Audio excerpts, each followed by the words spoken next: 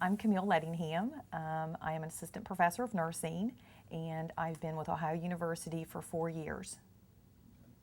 And I'm Char Miller, and also assistant professor of nursing here at Ohio University, and I'm beginning, actually wrapping up my 3rd year. My mother-in-law, she called me on a Sunday and said that there was this really nice article in the Columbus paper, and she thought that it was something I might be interested in going myself. We had read a little of the background on what the exhibit was, and it's based on a process called plastination, which essentially is withdrawing the fluids from actual human cadavers, from the fluid from the tissues and the organs, and that fluid is replaced with a plastination fluid that then allows that human body to be completely preserved, and it can be molded, formed, and basically posed in a variety of ways. So we decided to attend the exhibit, and the students who attended, knew that there would be objectives and a paper, and the paper was due by the following day. Just from the time you entered into the exhibit, we were already wowed. There was a full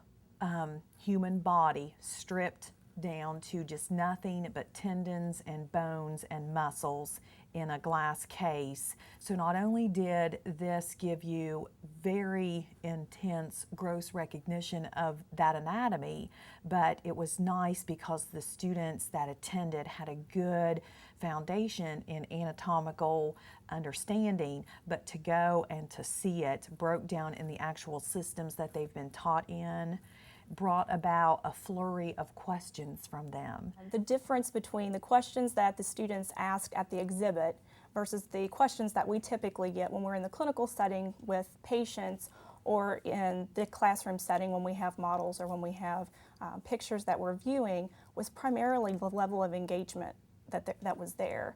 They were asking questions in an excited, fascinated, I want to know, and really just the applicability.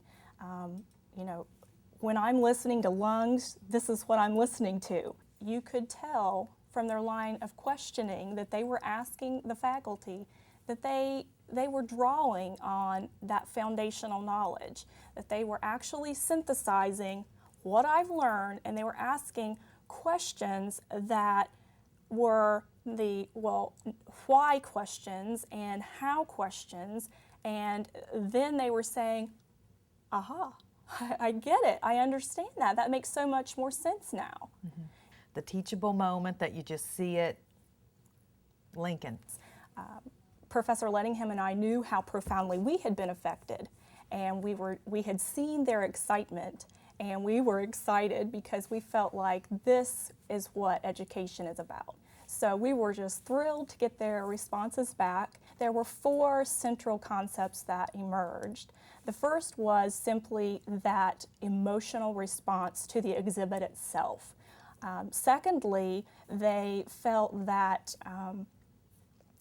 the exhibit brought home to them and really solidified for them the concepts of anatomy and physiology in a way that was so, much an augmentation to what they had had in the classroom. The third theme that came out was the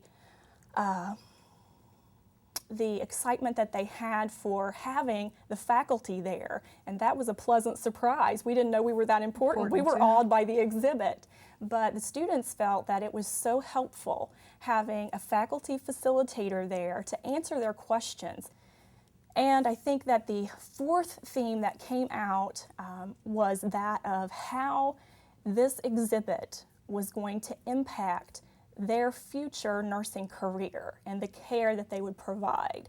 So we took all that data, analyzed that for themes, and then we put it together in a paper, and it's been accepted for publication in the April Journal of OATYC. So for us, it is our passion, and it was just the passion that came out in the student that was going to be their passion too.